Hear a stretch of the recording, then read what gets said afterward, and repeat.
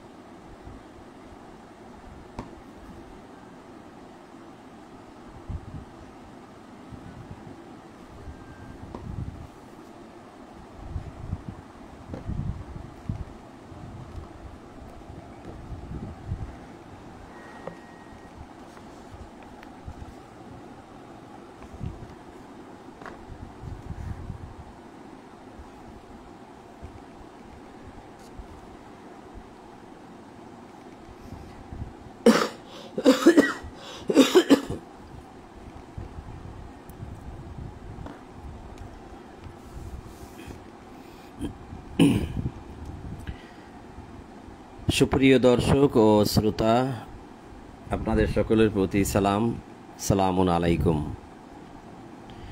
শুরু করছি সন্ধ্যার কোরআন পাঠ। আলহামদুলিল্লাহি রাব্বিল আলামিন, সুবহানাকাল্লাহুম্মা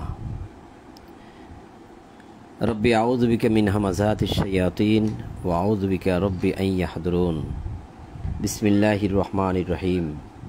4 নম্বর সূরা নিসার 36 নম্বর আয়াত থেকে পাঠ শুরু। সূরা নিসা আয়াত 36। আল্লাহ বলছেন, ওয়া'বুদুল্লাহা ওয়া লা তুশরিকু বিহি শাইআন ওয়া বিল ওয়ালিদাইনি ইহসানা ওয়া বিযিল কুরবা ওয়াল ইয়াতামা ওয়াল মাসাকিনি ওয়াল জারি যিল কুরবা ওয়াল জারি যিল জুনুবি ওয়াস সাহিবি বিল জামবি ওয়াবনিস সাবিল আমা মালাকাত আইমানুকুম ইন্নাল্লাহা লা ইউহিব্বু মান কানা মুখতালান ফাখুরা। বাংলা অনুবাদ, ইসলামিক ফাউন্ডেশন। আল্লাহ বলছেন, তোমরা আল্লাহর ইবাদত করিবে, ওয়াবুদুল্লাহ ইবাদত করিবে, এবং তোমরা আল্লাহর ইবাদত করিবে ও কোনো কিছুকে তাহার শরীক করিবে না, কোনো কিছুকে তাহার শরীক করিবে না। কি করে সামনের দিকে আগাই? কি বলছেন আল্লাহ এখানে?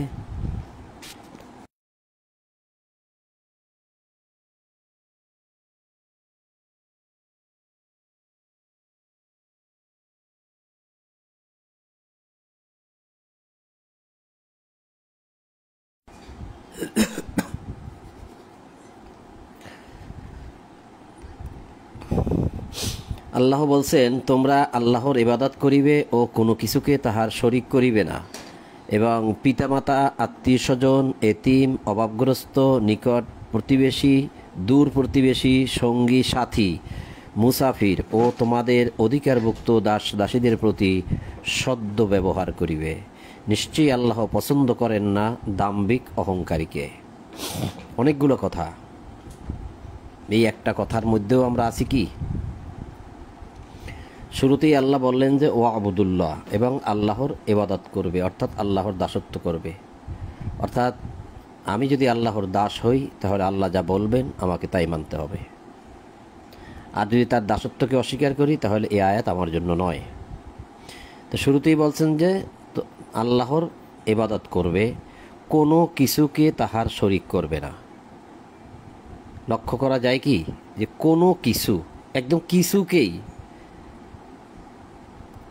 কোনো কিছুতেই। আপনি বলবেন কোনো কিছু বলতে কি? আপনার খাওয়ার মধ্যে বলেন, বলার মধ্যে বলেন, চলার মধ্যে বলেন, কিছু মানার ক্ষেত্রে বলেন, অনুসরণের ক্ষেত্রে বলেন, ইবাদতের ক্ষেত্রে বলেন, দাসত্বের ক্ষেত্রে বলেন, কোনো কিছুতেই তাহার শরিক করা যাবে না। অর্থাৎ তিনি যেভাবে বলছেন ঠিক সেভাবেই বলতে হবে, সেভাবেই চলতে হবে, সেভাবেই পালন করতে হবে। যদি তার এই কথার সাথে, তার এই আইনের সাথে, তার এই বিধানের সাথে যদি অন্য কারো বিধান, অন্য কারো আইন, অন্য কারো হুকুম আমরা মানি বা অন্য কারো কথা মতো যদি ইবাদত করি তাহলে সেগুলো হবে সব শিরিক, অর্থাৎ শরিক। অর্থাৎ আল্লাহর সাথে আর কাউকে শরিক করলাম, অর্থাৎ সংযুক্ত করলাম বা জোড়া দিলাম। এইটা করতে আল্লাহ নিষেধ করেছেন। এবং পিতামাতার সাথে ভালো ব্যবহার করতে বলছেন, আত্মীয় স্বজন, এতিম, অভাবগ্রস্ত এদের সাথেও ভালো ব্যবহার করতে বলছেন। নিকট প্রতিবেশী মানে কাছের লোক, দূর প্রতিবেশী এদের সাথেও ভালো ব্যবহার করতে বলছেন। সঙ্গী সাথী, মুসাফির ও অধিকারভুক্ত দাস দাসীদের প্রতিও ভালো ব্যবহার করতে বলছেন। এহসানের সাথে তাদের সাথে কথা বলতে বলছেন। এহসান, অবিল ওয়ালিদাইনি এহসান, নমনীয়ভাবে, সুন্দরভাবে, ভদ্রজনিতভাবে, খুব সুন্দরভাবে সদাই ব্যবহার করতে বলছে। এখন এইটা কি আমরা পারি? আমাদের মধ্যে কি আছে? আমরা কি এটা করি? নাকি কারো উপর ক্ষিপ্ত হয়ে যায়, কারো উপর রাগ হয়ে যায়, কাউকে গালাগালিও করি? তাহলে যদি আমরা এগুলো করে থাকি তাহলে আমরা তার ইবাদত করলাম না। এই যে শুরুতে বলছে তোমরা আমার ইবাদত করবে, এই ইবাদতটা কি তাই দেখাই দিচ্ছে আল্লাহ। এগুলো আমার আদেশ, এগুলো তোমরা মানবে, এগুলো একটা ইবাদত। আল্লাহর যত ইবাদত, যত আইন বিধান আছে তার মধ্যে এগুলোও একটা অংশ। এরপরে বলছে আল্লাযীনা ইয়াবখলুনা ওয়া ইয়া'মুরুনা আন-নাসা বিল বুখলি ওয়া ইয়াকতুমুনা মা আতাহুমুল্লাহু মিন ফাদলিহি ওয়া আ'তাদনা লিল কাফিরিনা আযাবাম মুহিনা। যাহারা কৃপণতা করে এবং মানুষকে কৃপণতার নির্দেশ দেয়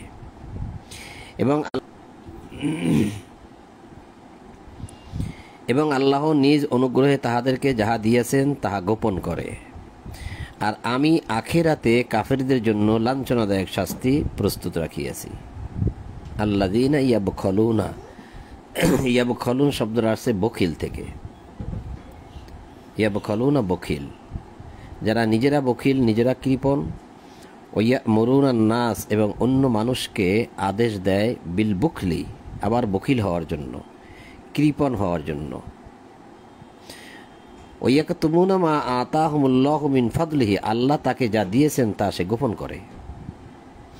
এই যে আল্লাহ নিজ অনুগ্রহে তাহাদেরকে যাহা দিয়েছেন তাহা গোপন করে, অর্থাৎ সম্পদের ক্ষেত্রেই যায় যে এটা মানুষকে দেখানো যাবে না, মানুষকে দিতে হবে, গোপন করে রাখি।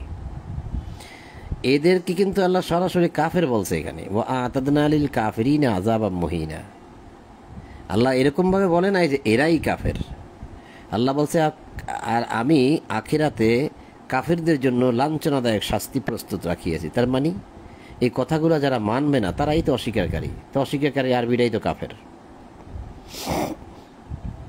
আল্লাযীনা ইউনফিকুনা আমওয়ালাহুম রিয়াআন নাস ওয়ালা ইউমিনুনা বিল্লাহি ওয়ালা বিল ইয়াউমিল আখির ওয়া মান ইয়াকুনিশ শাইতানু লাহু কারিনান ফাসাআ কারিনা। এবং যাহারা মানুষকে দেখাইবার জন্য তাহাদের ধন সম্পদ ব্যয় করে এবং আল্লাহ আখিরাতে বিশ্বাস করে না, আল্লাহ তাহাদেরকে ভালোবাসেন না। আর শয়তান কাহারও সঙ্গী হইলে সে সঙ্গী কত মন্দ। মানুষকে দেখাইবার জন্য ব্যয় করে, ধন সম্পদ ব্যয় করে। আমওয়াল, মাল, হুম তারা, রিয়া আন্নাস, এই রিয়া মানে দেখানো, আন্নাস মানে মানুষ, মানুষকে দেখাইবার জন্য কি করে, ইউনফিকুনা ব্যয় করে। কি ব্যয় করে? আমওয়াল, মাল। এই কাজগুলো যারা করে না, আল্লাহ বলছে ওলা ইউমিনুনা বিল্লাহি ওলা বিল ইয়াউমিল আখির, এবং যারা আল্লাহ এবং পরকালকে বিশ্বাস করে না। তার মানে যারা এই কাজগুলো করে, এগুলো করতে তো নিষেধ করেছে আল্লাহ, তাহলে তারা আল্লাহকেও মানে না, পরকালকেও বিশ্বাস করে না, তারা লোক দেখানোর জন্য ব্যয় করে। এটা কিন্তু আমরা সূরা মাউনের মধ্যেও পড়েছি। আর ওয়াইতাল্লাযী ইউকাযযিবু বিদ্দীন যে সূরাটা আছে সেটার ভিতরেও আছে, তবে সেখানে ভিন্ন ধরনের, সেখানে সালাত সম্পর্কে বলা হয়েছে যে লোক দেখাইবার জন্য সালাত। ওমাইয়াকুনি শাইতানু লাহু কারিনান ফাসাআ কারিনা, আর শয়তান যদি কাহারও সঙ্গী হয় তাহলে সে সঙ্গী কত মন্দ। কারিন, লাহু কারিনান, করিন নিকটবর্তী হয়, শয়তান যদি সঙ্গী হয়, সাথী হয়, ফাসাআ কারিনা তাহলে সেই করিন, সেই সাথী, সেই বন্ধু কত মন্দ, কত খারাপ। তার মানে এই যারা এই কাজগুলো করে তারা শয়তানের কথা মতোই করে। এটাই আল্লাহ বলতে চাচ্ছেন যে শয়তান যদি কারো বন্ধু হয় বা সাথী হয় তাহলে সে তো বড় মন্দ সাথী। তার মানে এগুলো যারা করে তাদের পিছনে তারা শয়তানের কথা মতো করে। তাহারা আল্লাহ আখিরাতে বিশ্বাস করিলে এবং আল্লাহ তাহাদেরকে যাহা প্রদান করিয়াছেন তাহা হইতে ব্যয় করিলে তাহাদের কি ক্ষতি হইত? কি এমন ক্ষতি হইত? আল্লাহ বলছেন আল্লাহ তাহাদেরকে ভালোভাবে জানেন, তারা ব্যয় করে কি করে না। এই যে ওমাযা আলাইহিম লাউ আমানু বিল্লাহ ওয়াল ইয়াউমিল আখির, আল্লাহ এবং আল্লাহ আখিরাতকে বিশ্বাস করিলে, ও আনফাকু মিম্মা রাযাকাহুমুল্লাহ, যে রিজিক আল্লাহ তাদেরকে দিয়েছেন তা হইতে যদি ব্যয় করত তাহলে তাদের কি ক্ষতি হইত? কি এমন ক্ষতি হয়ে যেত? মরে গেলে তো সে কোনো সম্পদ নিয়েই যেতে পারে না। তা যদি আল্লাহর কথা মতো কিছু মানুষকে দিয়ে দেয়, আল্লাহ যেভাবে বলছে, যে পথে বলছে দেওয়ার জন্য সেভাবে যদি দেয়, তাহলে তো বোঝা যাচ্ছে যে কিছু একটা হইলেও সে করলো। সম্পদ তো সে আর নিয়ে যেতে পারতেছে না। কি এমন ক্ষতি হইতো যদি আল্লাহর রাস্তায় তারা কিছু ব্যয় করত? তা আল্লাহ তাদেরকে ভালোভাবে জানেন, অর্থাৎ কারা এই ব্যয়টা করলো, রাযাকাহুমুল্লাহ, কারা রিজিক থেকে ব্যয় করে আল্লাহ তাদেরকে ভালোভাবেই জানেন। আলিম, সে বিষয়ে আল্লাহ জ্ঞান রাখেন। কোটি কোটি কোটি কোটি মানুষ এই রিজিক থেকে ব্যয় করে না, আল্লাহ জেনে রাখছেন। এরপরে আল্লাহ একটা উদাহরণ দিচ্ছেন যে সে কিভাবে জানেন, এই যে ব্যয় করে না করে মানুষ কিভাবে জানেন। আল্লাহ এরপরে উদাহরণ দিয়ে বলতেছেন যে আল্লাহ অনুপরিমাণও জুলুম করেন না, আর কোনো পুণ্য কর্ম হইলে আল্লাহ উহাকে তা দ্বিগুণ করেন এবং আল্লাহ তাহার নিকট। আজকে তো সিগন্যাল দিচ্ছে, বারবার বন্ধ হয়ে যায় আবার চালু হয়, বন্ধ হয়ে যায় চালু হয়, এখন চালু আছে। ওই ফেসবুক বন্ধ হয়ে যায় আবার চালু হয়ে যায়। আচ্ছা, এখন ঠিক আছে। তো এই যে আল্লাহ বললেন যে তোমরা যে ব্যয় করবে না বা ব্যয় করতেছো, এই বিষয়টা আল্লাহ বললেন যে কারো প্রতি জুলুম করা হবে না। অর্থাৎ তুমি যে ব্যয়টা করেছো তার জন্য যে পুণ্য তোমার জন্য নির্ধারিত করা আছে তার সবই তোমাকে দেওয়া হবে, জুলুম করা হবে না। কোনো পুণ্য কর্ম কোনো পুণ্য কর্ম হইলে আল্লাহ উহাকে তার দ্বিগুণ করে দেবেন। যদি কোনো পুণ্যের কাজ করা হয়, ব্যয়ের মাধ্যমে যে কল্যাণটা হয়, যে পুরস্কার মানে যে সওয়াবটা হয়, আল্লাহ বলছেন তা আল্লাহ দ্বিগুণ করে দেবেন। দ্বিগুণ। আপনি 10 টাকা ব্যয় করেছেন, আল্লাহ আপনাকে 20 টাকার সওয়াব দিয়ে দিচ্ছে। আপনি 10,000 টাকা ব্যয় করেছেন, 20,000 টাকার পুণ্য সওয়াব আল্লাহ দিয়ে দিচ্ছে। আল্লাহ দ্বিগুণ করে দিবেন। এই যে আল্লাহ দ্বিগুণ করেন এবং আল্লাহ তাহার নিকট হইতে মহা পুরস্কার দান করেন, আরও দেবেন পুরস্কার। দেখেন এখানে সালাত নাই, তারপরে আর অন্য কোনো এই যে আইন বিধানগুলো আছে সেগুলো আমি পড়লাম না, কিন্তু এখানে একটা ব্যয়ের বিষয় আসলো যে যারা ব্যয় করে না বখিল কৃপণ, আর যারা ব্যয় করে, দুইটা তারতম্য আল্লাহ দেখাইয়া বললেন মহা পুরস্কার প্রদান করবেন। তাহলে তো ব্যয়ের মধ্যেই কল্যাণ, তাই নয় কি? আর সেই জন্যই তো সূরা আল ইমরানের 92 নম্বর আয়াতে আল্লাহ বলছেন লান তানালুল বিররা হাত্তা তুনফিকু মিম্মা তুহিব্বুন, তোমরা যা ভালোবাসো তা হতে ব্যয় না করা পর্যন্ত তোমাদের কোনো পুণ্য নাই। তাহলে তো ব্যয় করলেই পুণ্য। অর্থাৎ যে ব্যয়ের মধ্যে আসতে পারছে সে নরম হয়ে গেছে, অর্থাৎ তার মধ্যে আল্লাহর একটা ভয় ঢুকে গেছে। সে ব্যয়টা করলো কেন? একমাত্র আল্লাহকে ভয় করে। তা সে যখন ব্যয় করলো তখন সে আর কাউকে খোটাও দিবে না, বড় কথাও বলবে না। এই যে আমরা এখানে এতক্ষণ কি পড়লাম, এই যে এখানে কি পড়লাম, ওয়াবিল ওয়ালিদাইনি ইহসানা ওয়াবিযিল কুরবা ওয়াল ইয়াতামা ওয়াল মাসাকিন ওয়াল জারি যিল কুরবা ওয়াল জারি যিল জুনুবি ওয়াস সাহিবি বিল জামবি ওয়াবনিস সাবিল। আল্লাহ আদেশ দিয়েছেন যে পিতা মাতা, আত্মীয় স্বজন, এতিম, অভাবগ্রস্ত, নিকট প্রতিবেশী, দূর প্রতিবেশী, সঙ্গী সাথী, মুসাফির ও অধিকারভুক্ত দাস দাসীদের প্রতি সদাই ব্যবহার করিবে, এহসানের সাথে কথা বলবে। ওয়াবিল ওয়ালিদাইনি এহসানের সাথে কথা বলবে। তা যার মাধ্যমে এই ব্যয়গুলো হয়, আমি দেখেছি তাদেরকে, আমি অনেককে দেখেছি যে তাদের মধ্যে কেবল এই এহসানের সাথে এই ব্যবহারগুলো তাদের মধ্যে থেকে পাওয়া যায়। আরও অনেক মানুষ আছে, কিন্তু এই যারা এই ব্যয়ের মধ্যে চলে আসছে, এই যে ব্যয়ের কথা যেখানে নিচে বলা হয়েছে, এই ব্যয়ের মধ্যে যারা চলে আসছে এবং যারা এই কৃপণতা করে না, যারা মানুষকে দেখাইবার জন্য ব্যয় করে না এবং তারা আখেরাতে বিশ্বাস করে, আল্লাহ এবং আখেরাতে বিশ্বাস করে, এই মানুষগুলোর কাছ থেকেই আমি পেয়েছি যে তারা সদয় ব্যবহার করে, মানুষের সাথে ভালো ব্যবহার করে। আর যখনই তারা এটা করে তখনই তাদের আরও অন্য যে আল্লাহর যে আদেশ নিষেধ আছে তারা সুন্দরভাবে পালন করতে পারে। আর এই ব্যয় যখন আসে না, তখন মানুষের মধ্য থেকে ভালোবাসাও আসে না, ভালো ব্যবহারও আসে না, বিশ্বাসের ক্ষেত্রেও তারতম্য থাকে। কিন্তু এই ব্যয় যখন আসে, ব্যয় যখন সে করে, তখন দেখা যায় যে তার মধ্যে আর বিশ্বাসের মধ্যেও কোনো তারতম্য থাকে না। তার মানে তার হৃদয়টা আল্লাহ একদম উন্মুক্ত করে দেন ইসলামের জন্য। আমরা পড়ছি না যে আল্লাহ যার হৃদয়কে উন্মুক্ত করে দেন ইসলামের জন্য, তা করে দেন। 41 নম্বর আয়াত আল্লাহ বলছেন যে যখন আমি প্রত্যেক উম্মত হইতে একজন সাক্ষী উপস্থিত করিব। দেখেন উম্মত, এই যে উম্মত, এখানে বলা হয়েছে উম্মাতিম। ফাকাইফা ইযা জিনা মিন কুল্লি উম্মাতিম বিশাহিদিন ওয়া জিনা বিকা আলা হাউলাই শাহিদা। প্রত্যেক সম্প্রদায় হইতে এক একজন সাক্ষী, প্রত্যেক সম্প্রদায় লেখছে উম্মত। এই উম্মত আচ্ছা লেখে নাই, মানে উম্মত অর্থাৎ সম্প্রদায়, দল বা উম্মত। তা যখন আমি প্রত্যেক উম্মত হইতে একজন সাক্ষী উপস্থিত করিব এবং তোমাকে ইহাদের বিরুদ্ধে সাক্ষী রূপে উপস্থিত করিব, তখন কি অবস্থা হইবে? আল্লাহ বলতেছেন তখন কি অবস্থা হইবে। তাহলে এই রাসূলুল্লাহর প্রতি যখন কিতাব নাজিল হয়েছে, এই রাসূলুল্লাহ যখন এই কিতাব মানুষের নিকট প্রচার করেছে, যারা এটাকে অমান্য করেছে, তখন তো রাসূলুল্লাহ তাদের বিরুদ্ধে সাক্ষী দিবে যে এরা মানে নাই। ইহাদের রাসূলুল্লাহ তাদের বিরুদ্ধে সাক্ষী দিবে, এই যে উহাদের বিরুদ্ধে সাক্ষী রূপে তোমাকে উপস্থিত করব। তখন কি অবস্থা হবে?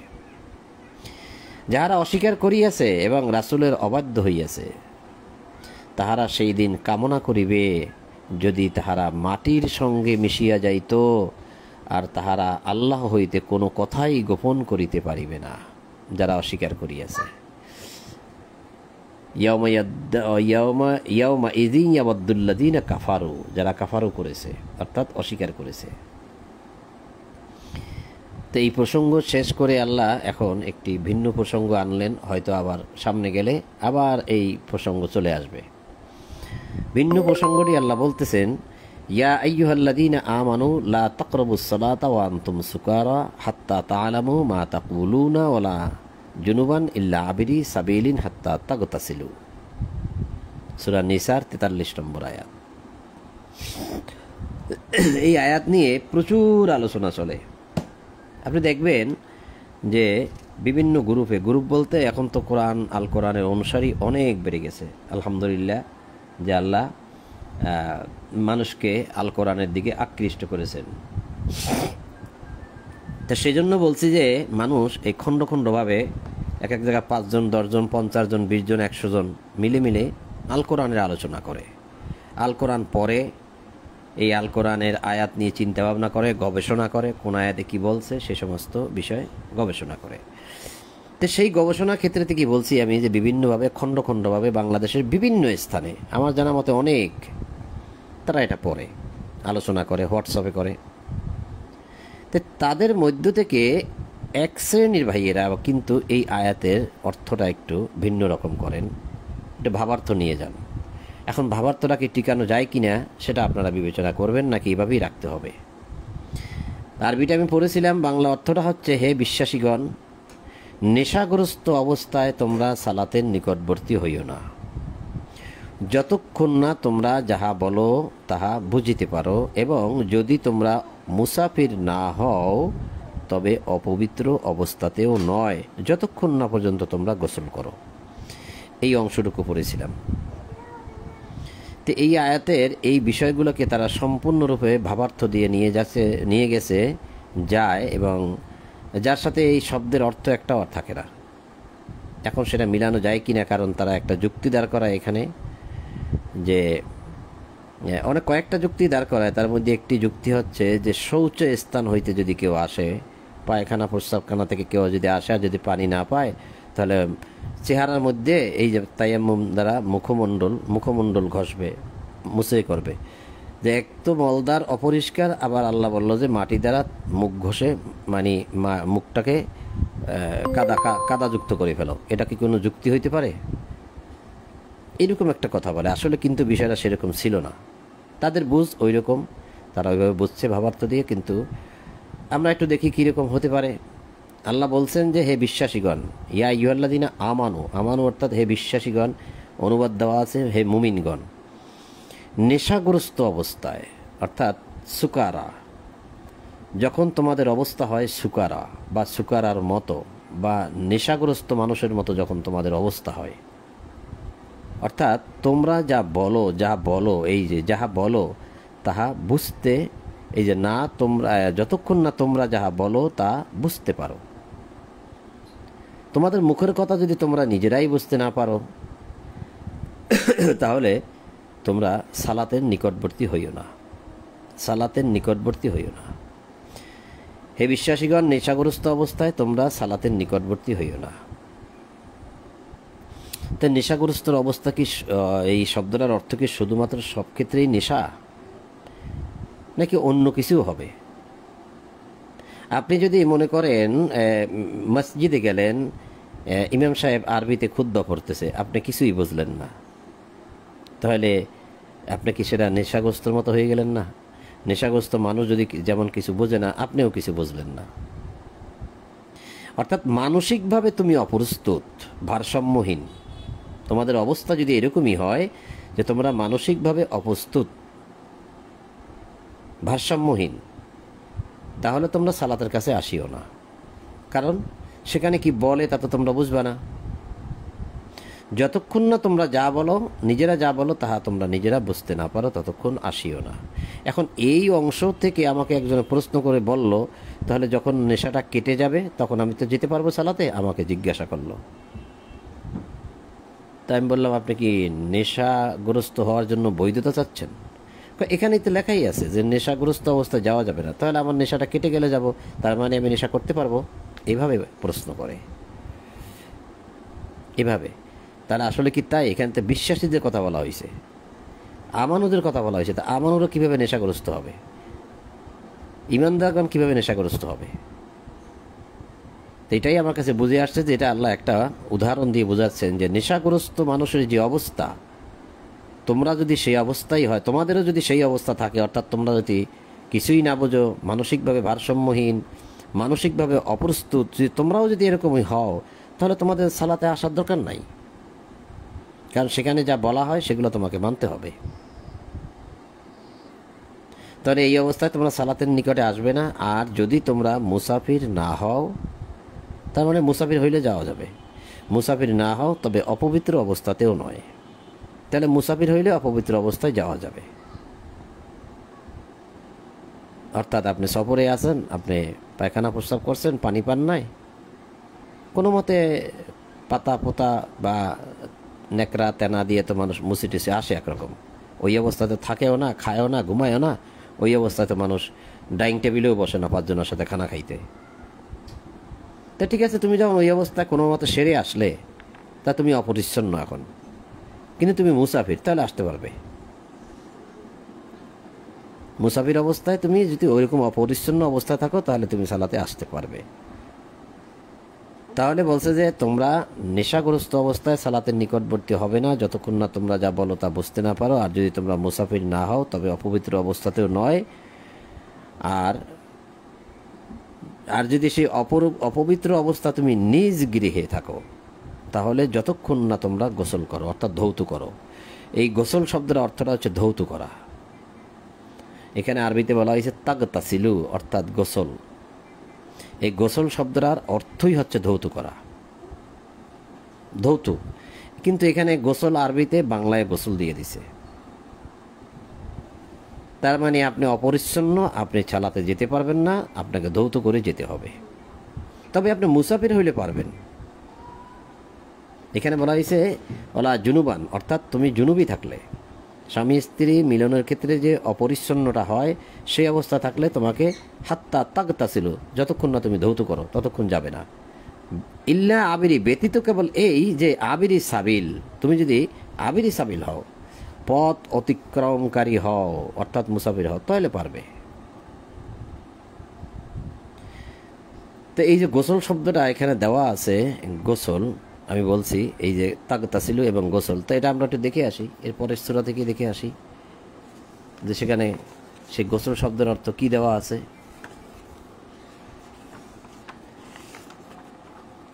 এই যে 5 নম্বর সূরা মাইদা আয়াত 6 নম্বর, হে বিশ্বাসীগণ, যখন তোমরা সালাতের জন্য প্রস্তুত হইবে, তখন তোমরা তোমাদের মুখমণ্ডল ও হাত কনুই পর্যন্ত ধৌত করিবে। এই যে ধৌত করিবে, ধৌত দেখা যাচ্ছে, ধৌত। দেখেন আরবিটা দেখেন, ফাগসিলু গোসল, গাইন সিন লাম গোসল। তাহলে যতক্ষণ না তোমরা, এখানে লেখলেই তো হইতো যে হে বিশ্বাসীগণ, যখন তোমরা সালাতের জন্য প্রস্তুত হইবে, তখন তোমরা তোমাদের মুখমণ্ডল ও হাত কনুই পর্যন্ত গোসল করিবে। এটা তো লেখার দরকার ছিল। তাহলে এখানে দেওয়া হলো ধৌত, একই শব্দ গোসল, এখানে ধৌত দেওয়া হলো, আর এখানে দেওয়া হয়েছে গোসল, অর্থাৎ আমরা যেটা সমাজে বুঝি পূর্ণাঙ্গ শরীর ধৌত করা, সেই গোসল। এখন ধৌত করতে বলছে আল্লাহ, গোসল শব্দের অর্থই তো ধৌত করা। তাহলে তোমরা যদি অলা জুনুবান, যদি তোমরা জুনুবি হও, অপরিচ্ছন্ন হও স্বামী স্ত্রী মিলনের ক্ষেত্রে, তাহলে তোমরা ধৌত করবে যতক্ষণ না তোমরা ধৌত করো। তাহলে তা পুরো দেহ আসে না, মাথাও আসে না। এর চেয়েও তো নোংরা অবস্থায় আমি হয়ে যাই পায়খানা যখন করি। আর যদি পায়খানা যাদের ঠিক মতো না হয়, নিয়মিত না হয়, বা অতিরিক্ত হয়ে যায়, তার অবস্থা তো আরও খারাপ হয়ে যায়। তো সেই অবস্থায় কি সেই অঙ্গটা আপনি ধুইয়ে আসেন, নাকি পুরো বডি ধুইয়ে আসেন? বাবার বিষয় নয় কি? তো এগুলো চিন্তার বিষয়, এগুলো আমরা একটু আলোচনা করি, মানুষেও করে। তাই আমার যেটা জানি বা যেটা বুঝি সেটা আপনাদের সামনে রাখলাম, তা আপনারা চিন্তা করবেন, চিন্তা ভাবনা করবেন। তো যাই হোক, আল্লাহ বলছে যে তোমরা নেশাগ্রস্ত অবস্থায় সালাতের নিকটবর্তী হবে না যতক্ষণ তোমরা যা বলো তা বুঝতে না পারো, এবং মুসাফির অবস্থাতেও নয়। তবে যদি এই মুসাফির অবস্থাতে, যদি তোমরা মুসাফির না হও, মুসাফির হইলে তোমরা পারবে, কারণ পানি নেই। আর অপবিত্র অবস্থাতে নয়, মানে জুনুবি থাকলে, স্বামী স্ত্রী মিলনের ক্ষেত্রে জুনুবি থাকলে, তাহলে তোমরা পারবে না। তাহলে তোমাদের যতক্ষণ না তোমরা ধৌত করো, তাহলে ধুয়ে আসতে হবে। শেষ কথাটা শেষ, যে ধুয়ে আসতে হবে। এখন আল্লাহ আপনাকে বললো ধুয়ে আসতে হবে, গোসল করে আসতে হবে, অর্থাৎ ধুয়ে আসতে হবে, তাই না? এখন আপনি বলতেছেন আমার তো পানি নেই, আমার ঘরেই পানি নেই, আমি মরুভূমিতে বসবাস করি, তাহলে আমার উপায় কি? আল্লাহ মুসাফিরের সমস্যা সমাধান করে দিলেন, আমার সমস্যা সমাধান কেন করলেন না? আপনি প্রশ্ন করবেন না? তো সেটাই আল্লাহ বলতেছে, আর যদি তোমরা পীড়িত হও, অর্থাৎ অসুস্থ, হাত পাও কেটে গেছে, কোথাও পানি লাগাইতে পারতেছেন না, মাথায় ফোড়া আছে, মাসে করতে পারতেছেন না, হাত কেটে গেছে, পানি লাগাতে পারতেছেন না, বা আপনি অতিরিক্ত জ্বরে আছেন বা কষ্টে আছেন, পীড়িত হও। এই পীড়িত মানে পীড়িত না, এইখানে ডয় শূন্য র দিয়ে বলা হয়েছে পীড়িত, অর্থাৎ অসুস্থ, বিমারি। যদি তোমরা বিমারে থাকো অথবা সফরে থাকো, সেই সফর কিন্তু আবার আসতেছে, সফরে থাকো, অথবা তোমাদের কেউ শৌচ স্থান হইতে আসে, অর্থাৎ নিম্নভূমি থেকে আসে, অর্থাৎ পায়খানা প্রস্রাবখানা থেকে আসে। অর্থাৎ মানুষ সমতল ভূমিতে বসবাস করলে সমতল ভূমিতেই কিন্তু মানুষ পায়খানা প্রস্রাব বানায় না। পায়খানা প্রস্রাব সমতল ভূমিতে করলেও মানুষের ঘরগুলো কিন্তু উঁচু স্থানে বানায়, যাতে করে ওই পানি বৃষ্টি বাদল হইলে পরে ওই পায়খানা ধুয়ে ঘরের ভিতরে না ঢুকতে পারে। তাহলে আপনার ঘর উঁচুতে আর শৌচ স্থান পায়খানা প্রস্রাবখানা নিচুতে। আল্লাহ এখানে বলছে যে আহাদুম মিনকুম মিনাল গায়েত ওয়াইন কুনতুম মারদা আও আলা সাফারিন, যদি হও তুমি অসুস্থ, আও আলা সাফারিন যদি থাকো সফরে, আও যা আহাদুম মিনকুম মিনাল গায়েত, তোমাদের মধ্যে থেকে কেউ যদি গয়েত থেকে আসে, অর্থাৎ নিম্নভূমি থেকে আসে, অর্থাৎ পায়খানা প্রস্রাবখানা থেকে আসে, আও অথবা লা মাস্তুমুন নিসা, যদি কেউ নারীকে নিসাকে স্পর্শ করে। এই নিসাকে স্পর্শ করা মানে বোঝাই যাচ্ছে যে সেটা কীরকম স্পর্শ, যার দ্বারা স্খলিত হয়। এটা আল্লাহকে আবার ভেঙে দিতে হবে। তো এতগুলোর মধ্যে এখন তুমি সমস্যা কি, তোমাকে আমি ধুইতে বললাম, তাকতা ছিল ধৌত করে আসবে, এখন তুমি বলতেছো আমি ধোবো কীভাবে, আমি তো অসুস্থ, আমি পানি লাগাইতে পারি না, পানি আছে পানি লাগাইতে পারি না। আও আলা সাফারিন, আমি সফরে আছি পানি পাই না। আও যা আহাদুম মিনকুম মিনাল গায়েত, আমি পায়খানা প্রস্রাব থেকে আসছি কিন্তু আমার এখানে অবস্থা এতটাই খারাপ যে পানিই নেই, খাওয়ার পানিই পাই না। কোনো মতে আমি ওই পাতা দিয়ে, ঢিলা দিয়ে, পাথর দিয়ে, তেনা দিয়ে কোনো মতে আমি সুন্দর করে মুছে আসছি, কারণ মুছে তার যে কোনো উপায়ে তো এটা পরিষ্কার করে আসতেই হবে, তা নাহলে তো আপনি থাকতে পারবেন না, অস্বস্তি লাগবে এবং দুর্গন্ধ ছড়াবে, আপনি কোনো মানুষের পাশে বসতেও পারবেন না। নিশ্চয়ই যে কোনো উপায় আপনাকে এটাকে একরকম কোনো না কোনো রকম পরিষ্কার পরিচ্ছন্ন হয়ে আসবেন, তবে আপনি আল্লাহ যেভাবে পরিচ্ছন্ন চাইছেন সেটা হয়নি, পবিত্রতা সেটা হয়নি। তা আপনি বলবেন যে আমি এই অবস্থায় আসছি, আমি তো পানি পাই নাই, আমি এখন কি করব? তুমি তো বললে ধৌত করে আসতে হবে। আওলা মাস্তুমুন নেশা, অথবা আমি নারী সম্ভোগ করেছি কিন্তু আমি তো পানি পেলাম না। এখন আল্লাহ একটা উপায় বলে দিচ্ছেন, ফালাম তাজিদু মা আন, যে আমি এই এতগুলো সমস্যার মধ্যে আমি পানি পেলাম না, তাহলে আমার জন্য বিধান কি? তা আল্লাহ বলতেছেন ফাতায়াম্মামু সাইদান তাইয়্যিবা, তাহলে একটি নিয়ম অবলম্বন করো, একটি নিয়ম মানো, ওই নিয়মটা মানলে আমি তোমাকে কবুল করে নেব। সাইদান তাইয়্যিবা অর্থাৎ পরিচ্ছন্ন মাটি দ্বারা। পরিচ্ছন্ন মাটিতে পাওয়া যায়, সব জায়গার মাটিতে বা পরিচ্ছন্ন না। আপনি তৈয়িবা শব্দের অর্থ এখানে লেখছে সম্ভবত পবিত্র, হ্যাঁ পবিত্র, পবিত্র মাটি দ্বারা। পবিত্র মাটি কোথায় পাবেন, কোন মাটি পবিত্র? কেউ বলতে পারবে ভাই এই মাটিটা পবিত্র আর ওই মাটিটা অপবিত্র? কেউ গ্যারান্টি দিয়ে বলতে পারবে? পরিচ্ছন্ন হবে, ভালো। তৈয়ব শব্দের অর্থ হচ্ছে ভালো, উপযুক্ত ভালো মাটি দ্বারা তায়াম্মুম করিবে, অর্থাৎ ফাতায়াম্মামু সাইদান তাইয়্যিবা, ভালো মাটি দ্বারা, ভালো মাটি দ্বারা মানে হাতে নিয়ে বা একটু হাতে রাখলেই তো হয়। এই যে হাতে রাখলাম একটা মাটির দলা বা একটা ভালো পরিষ্কার মাটির দলা হাতে রাখলাম, রেখে দিলাম। ফামসাহু, মুছে নাও, বিবুজুহিকুম ওয়াইদিকুম, তোমাদের মুখমণ্ডলগুলো মুছে নাও, ওয়াইদিকুম, তোমাদের হাতগুলো মুছে নাও। একরকম পরিষ্কার তো তুমি হয়ে আসছো, মিনাল গায়েত, পায়খানা প্রস্রাবখানা থেকে এসে কিন্তু তুমি একদম ওই রকম অবস্থায় এখানে উপস্থিত হচ্ছ না কোনো জায়গায়। একরকম পরিষ্কার তুমি হয়েই আসছো, ঢিলা ময়লা দিয়ে, পাথর দিয়ে, তেনা দিয়ে, কাগজ দিয়ে, টিস্যু দিয়ে, তুমি ওই পাতা দিয়ে, আর কি আছে যে তেনা দিয়ে, একরকম না একরকম তো আসছো। আমি তোমাকে কবুল করে নেব, তুমি শুধু এই নিয়মটা অবলম্বন করো, তুমি একটু মুছে নাও। তার মানে একটার পরিবর্তে আর একটা। ইন্নাল্লাহ কানা আফুয়ান গাফুরা, নিশ্চয়ই আল্লাহ পাপ মোচনকারী, ক্ষমাশীল। এখানে পাপ নাই তো?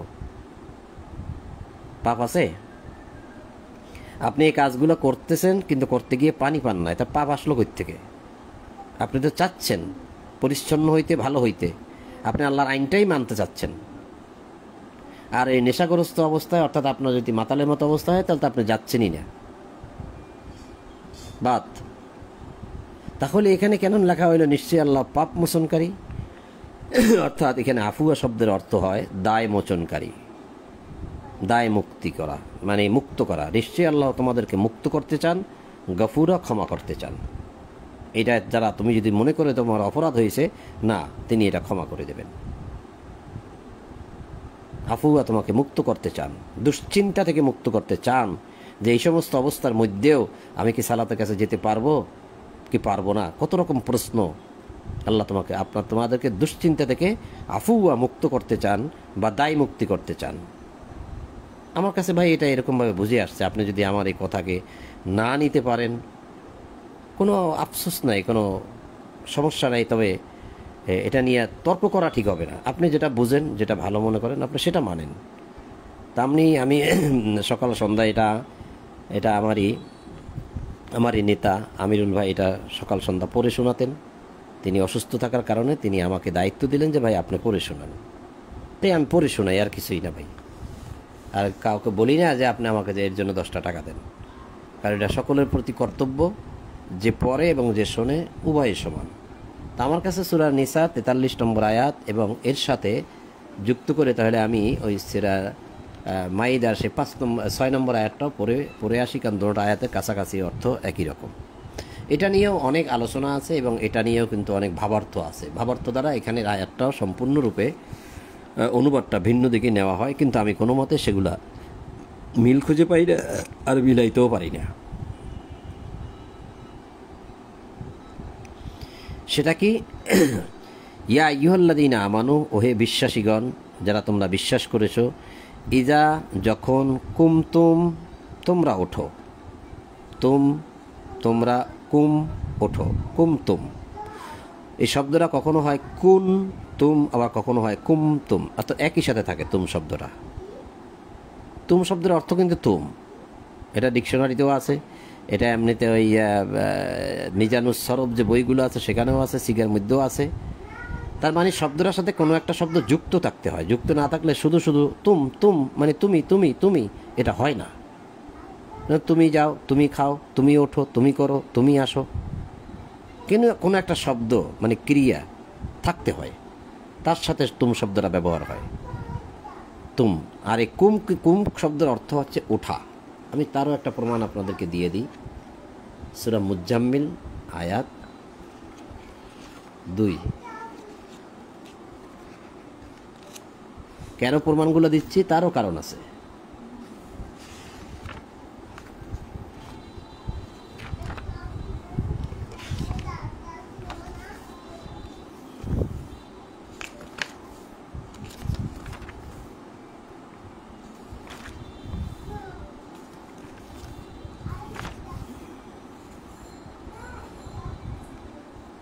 এই দেখেন 73 নম্বর সূরা মুজাম্মিল। ইয়া আইয়ুহাল মুজাম্মিল, হে বস্ত্রাবৃত, কুমিল লাইলা ইল্লা কলিলা, রাত্রি জাগরণ করো কিছু অংশ ব্যতীত। এই দেখেন কুমিল লাইলা, কুম আল্লাইলা, কাপ মিম, কুম আল্লাইলা, রাত্রে ওঠো। এখানে দিছে রাত্রি জাগরণ করো, তো ঠিক আছে, এখানেও পেলাম না। তাহলে এর পরের সূরা হয়েছে 74 নম্বর সূরা মুদ্দাসির। দেখি সেখানে কুম শব্দের অর্থ কি দিছে, দেখেন এখানে কি দিছে। 74 নম্বর সূরা মুদ্দাসির, ইয়া আইয়ুহাল মুদ্দাসির, হে বস্ত্রাবৃত, কুম ফাআনজির, ওঠো আর সতর্ক করো। তাহলে ওঠোর পরে কিন্তু একটা কমাও দেওয়া আছে এখানে, তার মানে সরাসরি ওঠো। দেখেন ওঠো, কুম কাপ মিম পেশ, কুম ওঠো। তাহলে এর সাথে যদি তুম থাকে তাহলে তোমরা ওঠো, এটার সাথে যদি তুম থাকে তাহলে অর্থ হবে তোমরা ওঠো। এটা যেহেতু একজনকে নির্দিষ্ট করে বলছে, আল্লাহ রাসূলুল্লাহকে বলছেন যে ওঠো আর এবং তোমার প্রতিপালকের শ্রেষ্ঠত্ব ঘোষণা করো, তাই রাসূলুল্লাহকে বলছে। তাহলে এখানে কুম শব্দ দ্বারা আমরা স্পষ্ট অর্থ পেলাম দেখি যে কুম অর্থ ওঠা। তো এখানে কিন্তু অনুবাদে সেই ওঠা শব্দটা নাই। এখানে আছে হে বিশ্বাসীগণ, যখন তোমরা সালাতের জন্য প্রস্তুত হইবে। তার মানে এখানে ইয়া ইদা কুমতুম, যখন তোমরা ওঠো, ইলা সালাতি, সালাতের দিকে যখন ওঠো, অর্থাৎ তুমি সালাতের জন্য এখন উঠলে, ঘুমিয়েছিলে, ফজরের সালাতের জন্য উঠলে, সারাদিন কাজকর্ম করলে, শেষ করে এখন তুমি ইশার সালাতের জন্য উঠলে, নির্দিষ্ট স্থানে উঠলে, ফাগসিলু, তাহলে ধৌত করে নাও। ফা, তাহলে বা তবে, আগসিলু, গোসল মানে ধৌত করে নাও। কি ধৌত করে নেব? উজু হাকুম, তোমাদের চেহারা। কেন? সারাদিনের কর্মব্যস্ততা ধুলামালো আছে, অথবা সারা রাত ঘুমিয়েছিলাম, চেহারা, আপনি ঘুম থেকে উঠে না খাইতে বসেন, চেহারা ধুয়ে, হাত মুখ ধুয়ে, না কাজকর্ম শেষ করে এসে না চেহারা ধুয়ে খাইতে বসেন, কোনো কিছুই তো না। তাহলে মুখমণ্ডল ধৌত করে নাও। ওয়াই দিয়াকুম, তোমাদের হাতগুলো ধৌত করে নাও। এখন হাত আপনি কতটুকু ধৌত করবেন? আপনি তো প্রশ্ন করবেন, হাত কবজি পর্যন্ত ধোবো নাকি কনুই পর্যন্ত? আল্লাহ বলছে ইলাল মারাফিক, কনুই পর্যন্ত। কনুই পর্যন্ত। এই মারাফিক শব্দের অর্থ যেহেতু ভিন্ন ভিন্ন, একটা শব্দের অর্থ যেহেতু অনেকগুলো হয়, এই মারাফিক শব্দের আসছে রফিক শব্দ থেকে, তো সেই জন্য আবার এই অর্থটা অন্যদিকে কেউ কেউ নিয়ে যায়। তেনিক, কিন্তু মারাফিক অর্থ তো কনুই। ডিকশনারি খোলেন, পাবেন সেখানে কনুই দেওয়া আছে, কারণ আপনার হাতের সাথেই তো কনুই যুক্ত। এই যে কনুই পর্যন্ত, হাত ও কনুই পর্যন্ত, হাত কনুই পর্যন্ত, হাতের সাথেই তো কনুই যুক্ত। তাহলে আপনি অন্যদিকে যান কেন? ভাই, কথাগুলো এই জন্য বলতেছি যেগুলো নিয়ে বিশাল তর্ক চলতেছে এখন। তারা বলতেছে অজুতে ধোয়া মশা বলতে কিছু নেই, এগুলো সব বানোয়াট। সরাসরি বলতেছে এগুলো সব বানোয়াট। এগুলো হচ্ছে যে আরে সেই পার্সিয়ানদের গোলকদাতার অনুবাদে আমাদেরকে বিভ্রান্ত করছে। অজু করতে হয় না, কিছু করতে হয় না, অজু নাই। কারণ অজু শব্দটা তো কোরআনে নাই, আছে বুজু। উজু অর্থ চেহারা। তা লোকেরা হয়তো বলতে বলতে এরা হয়ে গেছে, বা লোকেরা বানাইছে, যেরকমই হোক অজু বলছে আর কি। তাই তারা বলে যে এই সমস্ত কিছু না, এগুলো সব ফালতু কথা। এ কথাই বলতে হয়, শুনতে হয় আমাদের। সেই জন্য যারা আমার কথাগুলো শুনবেন, শুনে হয়তো তাদের কথাও শুনবেন, সেই জন্য আমি আপনাদেরকে একটু সচেতন করতেছি এরকমভাবে বলে। তা না হলে আমি অনুবাদ পরেই চলে যেতাম। তা আল্লাহ বললেন যে মারাফিক, কোন পর্যন্ত ধুবে, অমসাহু, মুছে নাও, মাসেহ করো, মুছে নাও, বিরউসিকুম, তোমাদের মাথা, ওয়ার জুলাকুম ইলাল কাবাইন, এবং পা ধৌত করো। এই পা, এই ওয়ার জুলাকুমের সাথে এখানে আপনার কিন্তু এই যে ওয়াই দিয়াকুম যুক্ত হবে। এটা হচ্ছে আপনার এই যে উজু হাকুম, হাকুম, হাকুম, হাকুম, ইয়াকুম, লাকুম, এই তিনটা শব্দ একসাথে যুক্ত হবে। এটা হচ্ছে কি জানি বলে শব্দটাকে, প্রিপেরেন্স, এটা শব্দটা ভুলে গেছি আমি। এটা যুক্ত হয়, অর্থাৎ এমন এমন শব্দ আছে কিছু যেগুলোকে পূর্বের শব্দকে টানে আর কি, যুক্ত করে। ইলাল কাবাইন, কাবা শব্দের অর্থ হয়েছে উঁচু স্থান, অর্থাৎ আর এখানে হচ্ছে কাবাইন, অর্থাৎ দুইটি বচন। দ্বিবচন কেন? কাবা অর্থাৎ গিট, অর্থাৎ পায়ের ফুট থেকে, পায়ের তলা থেকে আপনার পায়ের উপরে দুইটা গিট আছে, সেই গিট দুটাকে বলে সেই গিট দুইটাকে বলে উঁচু স্থান, গিট। তাহলে সেটা কয়টা আছে? দুইটা আছে। দুই পাও আছে, দুই পায়ের আপনার দুই পাই ধরেন, তাহলে কাবাইন, দুই পাও। এটা দ্বিবচন, যে পায়ের গিট পর্যন্ত ধৌত করে নেবে। কারণ এই ওয়ার জুলা, লাকুম, লাকুম, হাকুম, ইয়াকুম, এই তিনটি একই শব্দ, একই অর্থে যাবে, ফাগসিলু। আর এটা যেহেতু ওই শব্দটা ছিল প্রিপোজিশন মনে পড়ছে। আর এটা যেহেতু রুউসিকুম, সিকুম, এটা কিন্তু সাকুম না। এটা যেমন হাকুম, ইয়াকুম, লাকুম, এটা কিন্তু সাকুম না, এটা হচ্ছে সিকুম, রুউসিকুম, অর্থাৎ মাথা মুছে, ওয়ামসাহু, মুছে করবে। এক্ষেত্রে কিন্তু এটা সেই প্রিপোজিশনে যাচ্ছে না, এটা যাচ্ছে। তো এতগুলো কথাও কেন বলতেছি? এগুলা নিয়ে শব্দ না, শুধু অক্ষর নিয়ে নিয়ে অনেক ঘন্টার পর ঘন্টা আলোচনা হচ্ছে আমাদের সাথে। যে ইজা কুমতুম, যখন তোমরা সালাতে দাঁড়িয়ে গেলে তারপরে তোমরা মুখমণ্ডল ধৌত করবে, এইরকম বলে। তে সালাতে দাঁড়াইয়া কীভাবে আপনি মুখমণ্ডল ধৌত করবেন? এরকম অর্থ করা হচ্ছে। তো যাই হোক, এই কথাগুলো তারা এমনভাবে বলে, কারণ অন্য অন্য কোনো জায়গায় কিছু কিছু শব্দ আছে সেগুলোকে এখানে এনে এরকমভাবে কিছু একটা বলতে চায়, কিন্তু তার পরের শব্দগুলো কিন্তু আর কোনো মতেই মিলানো যায় না।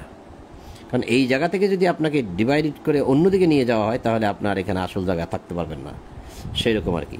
তা আল্লাহ বললেন যখন তোমরা সালাতের জন্য উঠবে, সালাতের জন্য প্রস্তুতি নেবে, তখন তোমরা ধৌত করবে তোমাদের মুখমণ্ডল, তোমাদের হাত কনুই পর্যন্ত, মুছে করবে তোমাদের মাথা আর পাও গিট পর্যন্ত, 2 পাও, কাবাইন 2 বচন, গিট পর্যন্ত ধৌত করবে।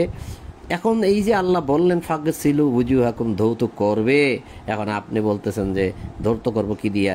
আচ্ছা, আরও একটা কথা আছে, ওয়াইন কুনতুম জুনুবান ফাত্তাহারু, যদি তোমরা জুনুবি হও অর্থাৎ স্ত্রীর সঙ্গে সঙ্গত হও, তাহলে ফাত্তাহারু, পরিচ্ছন্ন হয়ে নেবে, তহারাত হয়ে নেবে। তহারাত শব্দকে বলে পবিত্রতা, হ্যাঁ, অপবিত্র থাকলে পবিত্র হয়ে নেবে এটাকে বলে। আমি বলি এটাকে পরিচ্ছন্ন হয়ে নেবে,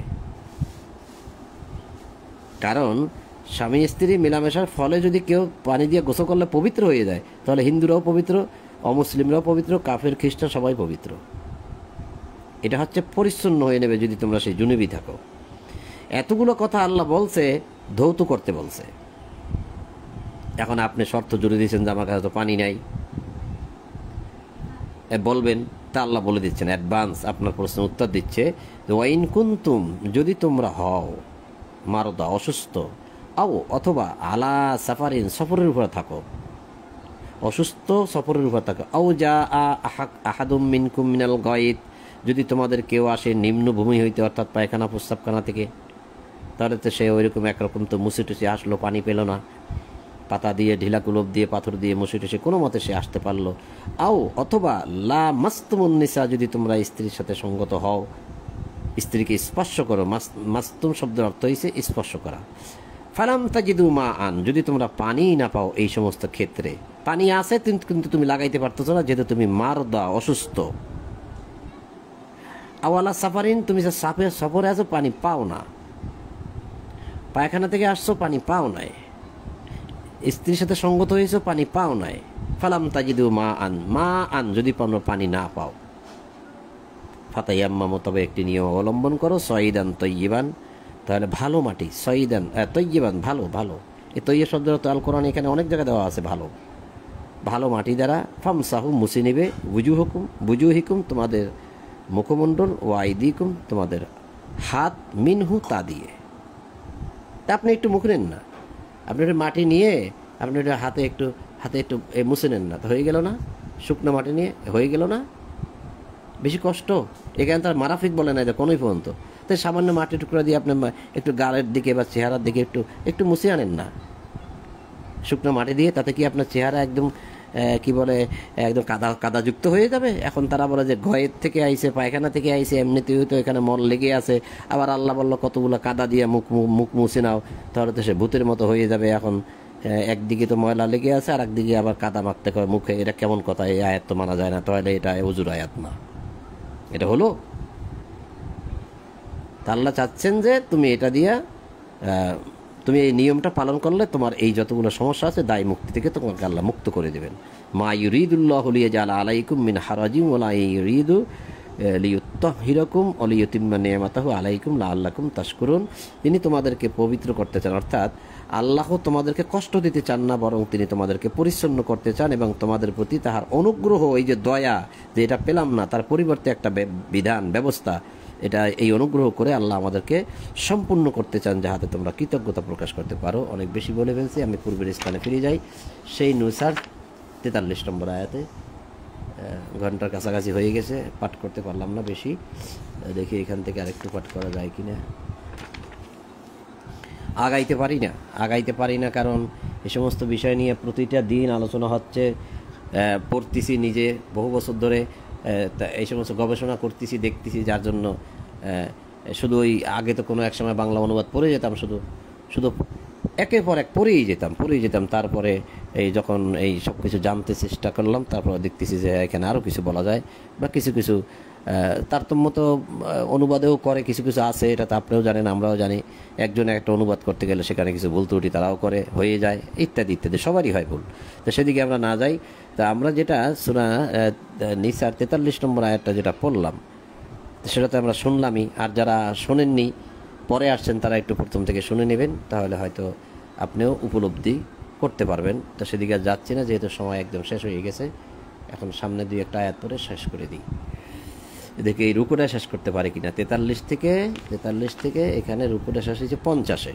60টি আয়াত আজকে পড়া, কিন্তু 60টি আয়াত তো না, অন্য জায়গা থেকে আরও একটি আয়াত দেখাইলাম বা আরও দেখাইলাম।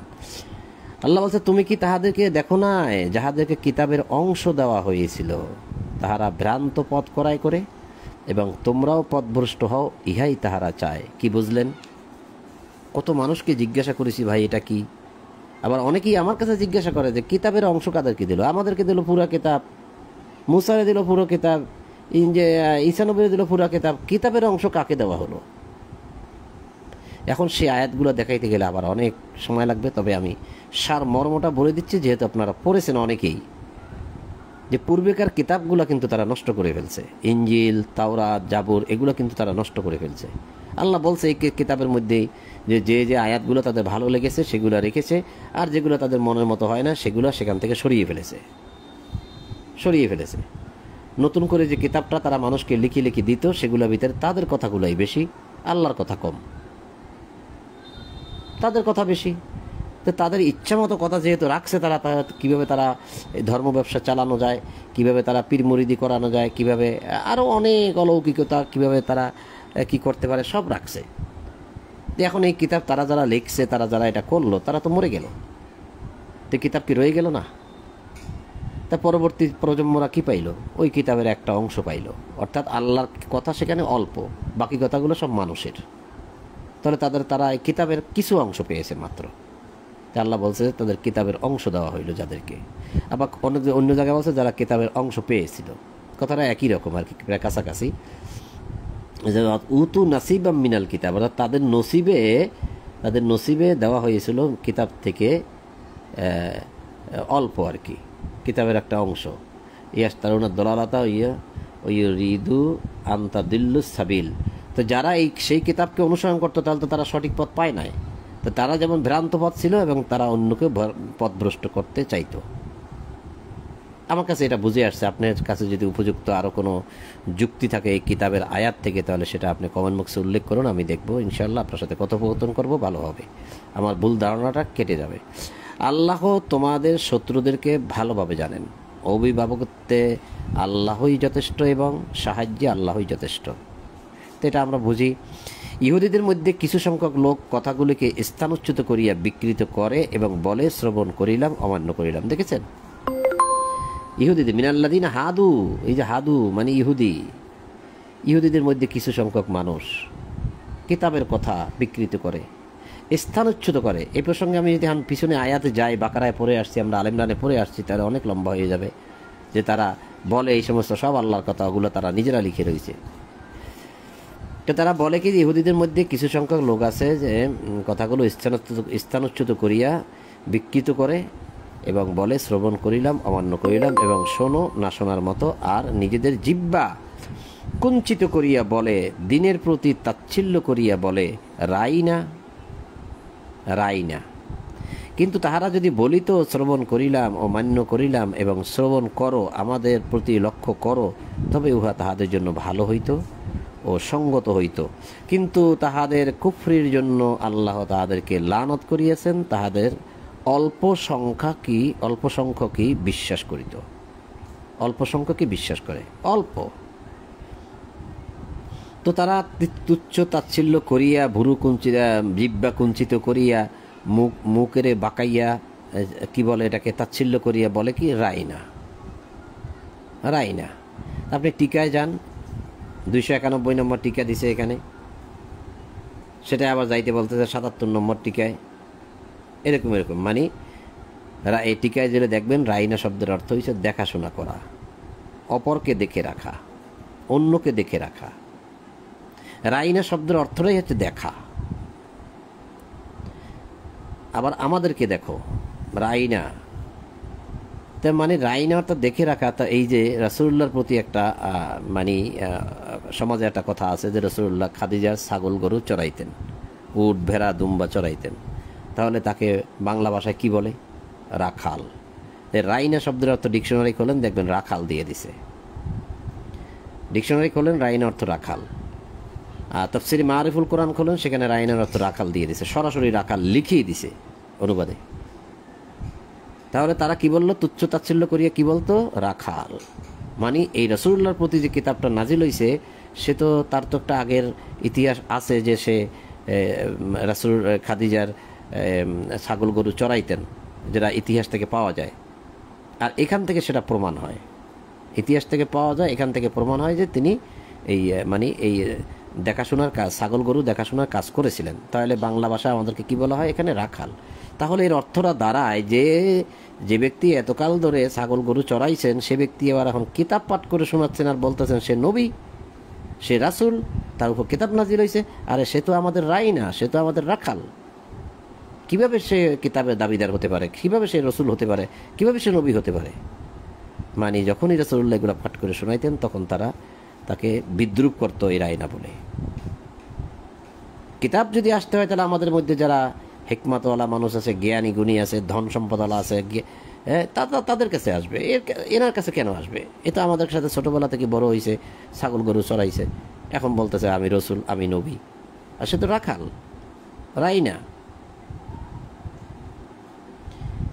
তো এই যে রাইনা শব্দটা কিন্তু আমি বলছি টিকায়ও আছে এবং ডিকশনারিতে দেখবেন, এবং তাফসিরে কোরআন, তাফসিরে মারিফুল কোরআনের অনুবাদে দেখবেন সরাসরি রাখাল লিখে দেওয়া হয়েছে।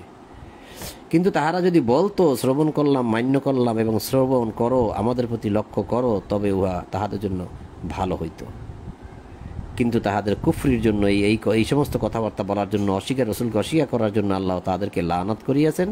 তাহাদের অল্প সংখ্যক বিশ্বাস করে। ওহে যাহাদেরকে কিতাব দেওয়া হয়েছে, তোমাদের নিকট যাহা আছে তাহার প্রত্যয়নকারী রূপে।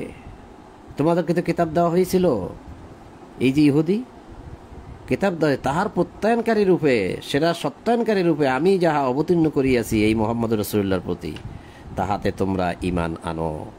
আমি মুখমণ্ডল সমূহ বিকৃত করিয়া অথবা সেইগুলোকে পিছনের দিকে ফিরাইয়া দেওয়ার পূর্বে ঈমান আনো এই কিতাবের প্রতি। যে কিতাব তোমাদের প্রতি আছে সেই কিতাবেরই সত্যায়নকারী রূপে এই কিতাব আমি নাজিল করেছি মুহাম্মদ রাসূলুল্লাহর উপরে, এটা বিশ্বাস করো। তা নাহলে আমি মুখমণ্ডল পিছনের দিকে ঘুরাই দেবো একদম একটানে। অথবা আসহাবুস সাবতকে যেরূপ লানত করিয়াছিলাম সেই রূপ তোমাদেরকে লানত করিবার পূর্বে।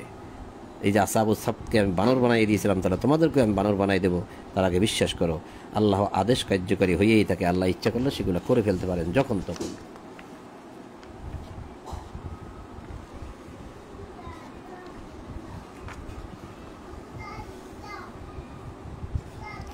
নিশ্চয়ই আল্লাহ তাহার সঙ্গে শরীক করা ক্ষমা করেন না। এই কথাটা এই সূরার 116 নম্বর আয়াতেও পাবেন। এই সূরার 116 নম্বর আয়াতেও আল্লাহ এই কথাটা বলেছেন যে আল্লাহর সঙ্গে শরীক করা ক্ষমা করবেন না। আর আমরা যেখান থেকে আজকে শুরু করেছিলাম 36 নম্বর আয়াত, সেখানেও কিন্তু সরাসরি প্রথমেই কিন্তু আমরা এটাই পড়েছিলাম। এই যে আজকে এখান থেকে আমরা শুরু করেছিলাম 36 নম্বর আয়াত থেকে, যে তোমরা আল্লাহর ইবাদত করবে ও কোনো কিছুকে তাহার শরীক করবে না, কোনো কিছুকে শরীক করবে না। তাহলে আল্লাহ এখানে বলেই দিলেন যে শরীক করবে না। তা যদি তোমরা শরীক করো তো সেটা আল্লাহ ক্ষমা করবেন না। শরীক করা আল্লাহ ক্ষমা করেন না, এটা এই সূরার 116 নম্বর আয়াতে পাবেন। ইহা ব্যতীত অন্য অন্য অপরাধ যাহাকে ইচ্ছা ক্ষমা করেন, এবং যে কেহ আল্লাহ শরীক করে সে এক মহাপাপ করে। দেখছেন, ইসমান পাপ আজিমা, মহাপাপ। শিরিক করা, শরীক করা, আল্লাহর আইনের সাথে আরেকজনের আইন মানা। আল্লাহর ইবাদত করব আল্লাহর কিতাব অনুযায়ী, তা না করে মানুষ যেভাবে দেখাই দিল সেটা করতেছি, আল্লাহর আইনের সাথে শরীক, আল্লাহর কিতাবের সাথে শরীক। শিরিক করা, সংযুক্ত করা, যুক্ত করা, আল্লাহ যা বলছেন তার সাথে আর মানুষের কথা যুক্ত করাই হচ্ছে শরীক। এইটা আল্লাহ ক্ষমা করবেন না। তার শরীকগুলো কোথায় কোথায় হয়? নামাজের মধ্যে হয়, রোজার মধ্যে হয়, জাকাতের মধ্যে হয়, হজের মধ্যে হয়, এই মানুষের সাথে চলাফেরার ক্ষেত্রে হয়, ওয়াজ নসিহতের ক্ষেত্রে হয়। কোথায় কোথায় হয়, কিভাবে হয়, সেগুলো তাহলে আপনাকে আমাকে আলাদা করতে হবে বেছে বেছে, যাতে করে আপনার আমার কোনো শরীক না হয়। তাহলে এখন থেকে আপনার আমার কাজ হবে সেগুলো বের করে সঠিক নিয়মে চলা। পারবেন নাকি কোনো মতে ইবাদত করে যাবেন? তাহলে তো শরীক আল্লাহ ক্ষমা করবে না বলছে, যাবেন কোথায়? যদি পরকালে শাস্তির কথা যদি মনের ভিতরে ভয় থাকে, তাহলে আপনি এটা বাঁচবেন। এখন থেকে এই কিতাব পড়েন, কিতাব পড়ে পড়ে দেখেন যে কিতাব কি বলছে, সমাজ কি বলছে, কিতাব কি বলছে, মানুষ কি বলছে। তাহলে আপনি ডিস্টেন্স পার্থক্য খুঁজে পাবেন। কারণ আল্লাহ তো বলছে এই কোরআনকে আল্লাহ বলছে ফুরকান, অর্থাৎ সত্য মিথ্যার পার্থক্যকারী। তা কোনটা সত্য কোনটা মিথ্যা কিতাব আপনাকে বলে দেবে, ফুরকান আপনাকে বলে দেবে। কিতাব পড়া শুরু করেন, প্রথম থেকে শেষ পর্যন্ত পড়ে যান একাধিকবার। কোরআন আল ফজর, এটা প্রত্যেক দিন ফজরে পড়তে হবে আপনাকে। আমিনাল লাইলি ফাতাহাজ্জাদ বিহি নাফিলাতাল লাক, প্রতিটা দিন রাত জাগ্রত থাকতে হবে কিতাব নিয়ে আল্লাহ অর্ডার করেছেন। প্রতিটা দিন উহা নিয়ে, ওই কোরআন নিয়ে রাত জাগ্রত থাকো। এটা সূরা বনী ইসরাইলের আপনার ৭৯ নম্বর আয়াত। হ্যাঁ, আর ৭৮ বলছে ফজরে কোরআন পড়বে, ৭৯ বলছে রাত্রে জাগ্রত থাকবে বিহি উহা নিয়ে, মানে এই কোরআন নিয়ে। তো কাজটা তো হচ্ছে না। কি আমরা ফেসবুক চালাবো, না ইউটিউব চালাবো, না গেম চালাবো, না খেলা দেখবো, না ঘুমাবো, না কাজ করব? চতুর্দিকে আমাদেরকে ঘেরাও করে রেখেছে, পরিবেষ্টন করে রেখেছে আমাদের কাজকর্ম, আমাদের অপরাধ আমাদেরকে। তা কোনটা শরিক আর কোনটা শরিক না বুঝবো কিভাবে? তুমি কি তাহাদেরকে দেখো না যাহারা নিজেদেরকে পবিত্র মনে করে, অর্থাৎ পবিত্র না, এটা পরিশুদ্ধ মনে করে। এই যে ইউজাক্কুনা আনফুসাহুম আলাম তারা ইলাল্লাযীনা ইয়াযাক্কুনা আনফুসাহুম, তুমি কি তাদেরকে দেখো না? কিছু মানুষ আছে যারা নিজেদেরকে খুব পরিশুদ্ধ পরিশুদ্ধ দেখায় মনে করে, কিছু ব্যয়ও করে না, ভাব অর্থরা এরকমই দেখায় যে সে খুব পবিত্র মানুষ, ভালো মানুষ। বরং আল্লাহ যাহাকে ইচ্ছা পবিত্র করেন, মানে আল্লাহ বালিল্লাহু ইয়াযাক্কি মান ইয়াশা, আল্লাহ যাকে চান তাকে পরিশুদ্ধ করেন। অর্থাৎ যার প্রতি আল্লাহ এই ঈমান লিখে দেন, যার অন্তরের মধ্যে, যার ঈমানটাকে আল্লাহ ইসলামের জন্য কবুল করে নেন, তাকে আল্লাহ পরিশুদ্ধ করেন। পরিশুদ্ধ কিভাবে হতে হয় তাকে সব কিছু দেখাই দেন, সে পরিশুদ্ধ হয়ে যায়। এটাই তো, নাকি আল্লাহ শুধু শুধু কোনো মানুষকে ধরে ধরে পবিত্র করে দেবেন, পরিশুদ্ধ করে দেবেন? কই, তা তো আল্লাহ বলেননি। আল্লাহ তো বলছেন আম হাসিবতুম আন তাদখুলুল জান্নাহ, তোমরা কি ধরেই নিয়েছো যে তোমরা জান্নাতে যাবে? আবার বলছেন যে আল্লাযী খালাকাল মাউতা ওয়াল হায়াতা লিয়াবলুয়াকুম আইয়ুকুম আহসানু আমালা, যে তোমাদেরকে আমি পরীক্ষা করিবার জন্য সৃষ্টি করেছি, এই হায়াত আর মওত সৃষ্টি করেছি, যে তোমাদের মধ্যে কর্মে কে উত্তম, কর্মে, কাজে, আমলে। তো সেগুলো না করে, সে কর্ম না করে ইন্নাল্লাযীনা আমানু ওয়া আমিলুস সলিহাত, আমলে সলে না করার কারণে আল্লাহ ধরে ধরে মানুষকে পরিশুদ্ধ করে দিবেন? আল্লাহ তো বলেই দিয়েছেন মা খালাকতুল জিন্না ওয়াল ইনসা ইল্লা লিয়াবুদুন, জিন আর ইনসান সৃষ্টি করেছি আমি ইবাদতের জন্য। তো ইবাদত করবো না, আল্লাহ পবিত্র করে দিবে, পরিশুদ্ধ করে দিবে? বালিল্লাহু ইয়াযাক্কি মান ইয়াশা, তিনি যাকে চান তাকে পরিশুদ্ধ করেন। কিভাবে পরিশুদ্ধ করেন? কেন বলছি কথাগুলা? এর পিছনেও কারণ আছে। এতগুলা এই কথাটাকে এত লম্বা করার আমার কোনোই প্রয়োজন ছিল না। আল্লাহ কাকে পরিশুদ্ধ করেন, কিভাবে করেন? ইহা দ্বারা করেন। কি দ্বারা? ইহা, এই যে ইহা, এইটা দ্বারা করেন পরিশুদ্ধ, এইটা ছাড়া না। এই যে এইখানে দেখেন সূরা বাকারার ২৬ নম্বর আয়াতের শেষের অংশ, ইহা দ্বারা অনেককেই তিনি বিভ্রান্ত করেন। ইহা দ্বারা, এই দেখেন, ইয়ুদিল্লু বিহি কাসীরা, ইহা দ্বারা আল্লাহ অনেককে দিল্লু করেন, পথভ্রষ্ট করেন। আবার ওয়াহদি বিহি কাসীরা, ওয়াহদি মানে হেদায়েত, বিহি ইহা দ্বারা, আবার কাউকে আল্লাহ ইহা দ্বারা সৎপথে পরিচালিত করেন, মানে হেদায়েতের পথে পরিচালিত করেন। ইহা দ্বারা বিহি, তাহলে এটা যখন আপনি পড়বেন না, আল্লাহ মানুষকে ধরে ধরে পরিশুদ্ধ করে দেবে, এইটা দ্বারা করে দেবে। এটা যখন আপনার ভিতরে আল্লাহ ঢুকাই দেবে, তখন কিভাবে পরিশুদ্ধ হতে হয়, কোন দিকে ব্যয় করতে হয়, কিভাবে ব্যয় করে পরিশুদ্ধ হতে হয়, আপনি সব কিছু জেনে যাবেন। ওমা ইউদিল্লু বিহি ইল্লাল ফাসিকিন, আবার বিহি, ইহা দ্বারা আল্লাহ পথভ্রষ্ট করেন ফাসিকদেরকে। তার মানে এটা পড়বে, ব্যাখ্যা করবে অপব্যাখ্যা, ভুল ব্যাখ্যা করে, মানুষকে বিভ্রান্ত করবে, নিজেও মানবে না, কিছু মানবে কিছু মানবে না, তাহলে তো তাকে আল্লাহ পথভ্রষ্ট করে দিবেনি। তাহলে ইহা দ্বারা পথভ্রষ্টও করেন। আল্লাহ বললেন তুমি কি তাহাদেরকে দেখো না যাহারা নিজেদেরকে পবিত্র মনে করে, বরং আল্লাহ যাকে ইচ্ছা পবিত্র করেন, এবং তাহাদের উপর সামান্য পরিমাণও জুলুম করা হইবে না। এখানে রুকুটা শেষ। দেখো তাহারা আল্লাহ সম্বন্ধে কিরূপ মিথ্যা উদ্ভাবন করে, এবং প্রকাশ্য পাপ হিসাবে ইহাই তো যথেষ্ট। এই যে উদ্ভাবন মানে রচনা, ইয়াফতারুনা, রচনা, আল্লাল্লাহিল কাযিবা, উনজুর কাইফা ইয়াফতারুনা আলাল্লাহিল কাযিবা, আল্লাহ সম্বন্ধে কিরূপ মিথ্যা রচনা করে। কারা মিথ্যা রচনা করে? কারা জানেন? যারা এই আয়াতগুলো মানে না তারা মিথ্যা রচনা করেছে, সমাজের মধ্যে হাজার হাজার হাজার হাজার মিথ্যা রচনা করেছে। আমি শুধু ধরিয়ে দিচ্ছি আপনাদেরকে, দেখেন আপনারা। সূরা নাহল আয়াত 105। এই যে আল্লাহ বলছেন যে সূরা নাহল 16 নম্বর সূরা নাহল আয়াত 105, ইন্নামা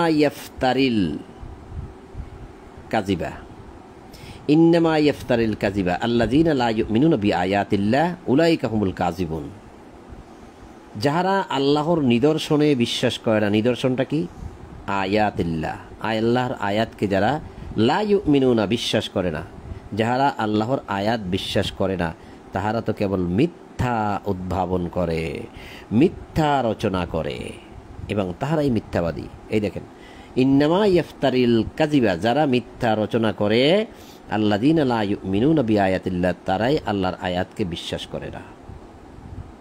উলাইকা হুমুল কাযিবুন, তারা মিথ্যাবাদী। তাহলে দেখা যাচ্ছে লা ইউমিনুনা বিআয়াতিল্লাহ, যারা আল্লাহর আয়াত বিশ্বাস করে না, ইন্নামা ইয়াফতারিল কাযিবা, তারাই কেবল মিথ্যা রচনা করে। আল্লাহর আয়াত যারা বিশ্বাস করে না তারা মিথ্যা রচনা করে, তারাই মিথ্যাবাদী। কাযিবুন, তাহারা মিথ্যাবাদী, কাজ্জাব তারা। তো শেষ আয়াত যেটা পড়তেছিলাম সেখানেও আল্লাহ বলছে যে দেখো তাহারা আল্লাহ সম্বন্ধে কিরূপ মিথ্যা রচনা করে, কিরূপ মিথ্যা উদ্ভাবন করে, কিরূপ মিথ্যা উপস্থাপন করে, যা কিতাবে আল্লাহ বলে নাই। প্রকাশ্য পাপ হিসাবে ইহাই তো যথেষ্ট। তো এমন এমন কথাবার্তা প্রতিটা দিন আমি শুনতেছি, দেখতেছি, ফেসবুকে লেখা পাচ্ছি, যে কথাগুলো আল্লাহ মোটেই বলে নাই।